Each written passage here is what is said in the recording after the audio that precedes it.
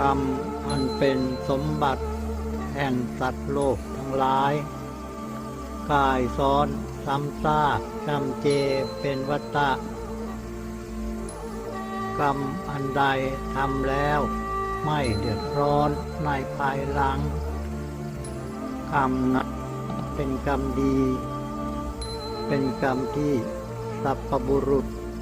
ชื่นชมยกย่องกรรมอันใดทำแล้วเดือดร้อนภายหลังกรรมนั้นเป็นกรรมชั่วเป็นของเผ็ดร้อนมีทุกข์มากกรรมอันใดไปสู่มรรคนิโรธ